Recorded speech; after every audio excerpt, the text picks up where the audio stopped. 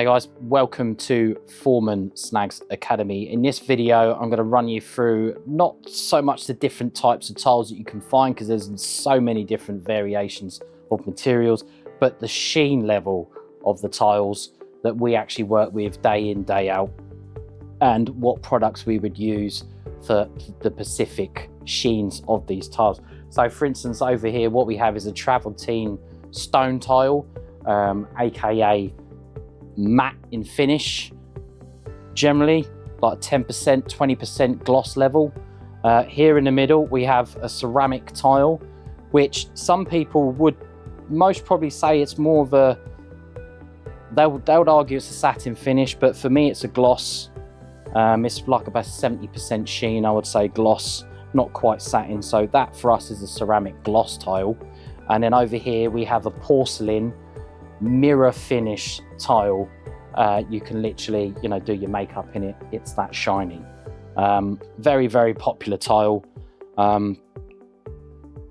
These get damaged quite a lot because of the mirror finish. You do see scratches. They become abundantly clear.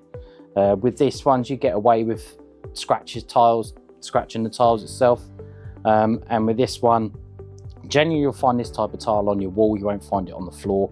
These two you'll definitely find on the floors.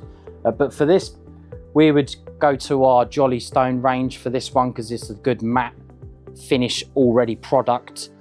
We'd also use our ceramic wax fillers on this, depending on the size of the repair, of course. And then for these ones, we'd most probably go to our 2-part resin series.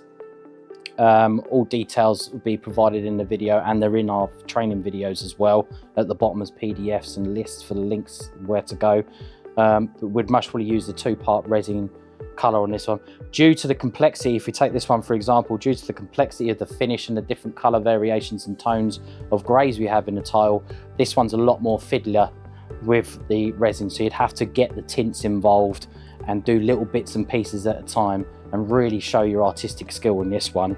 And for the porcelain, would most probably, depending if it's a scratch or a chip, we'll most probably end up using our UV resin fill, which again, you can find details out in our academy, so you'd have to check that out.